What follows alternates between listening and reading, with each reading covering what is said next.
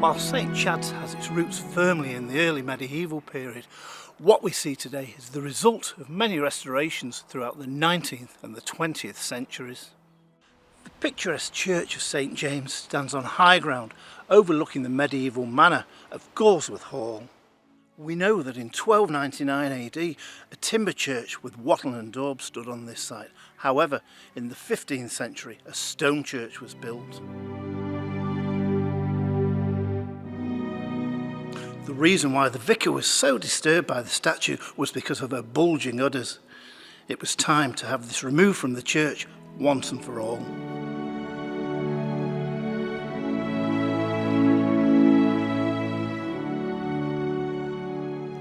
Now, one thing that you will see all over this statue is graffiti, but this isn't modern graffiti. It was indeed applied during the English Civil War when prisoners were held within the church.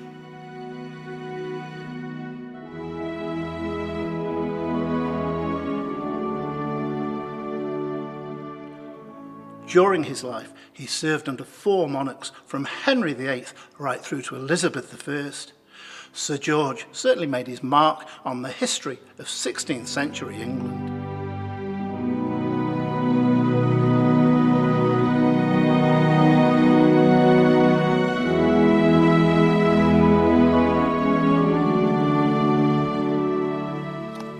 I find it strange that after 4 churches were demolished, the Victorians saw fit to build a 5th. Of course, this one sank too, and it had to be demolished. Those Victorians weren't always quite as smart at their engineering.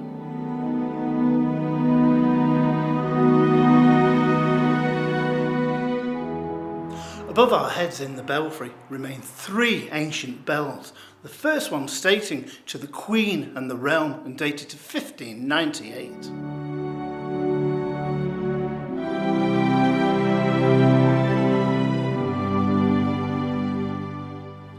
Once in the hands of the St Werburg monks, it was decided to demolish the Anglo-Saxon church. However, they replaced it with what we know today as a Norman chapel. The work on the chapel was completed in 1195.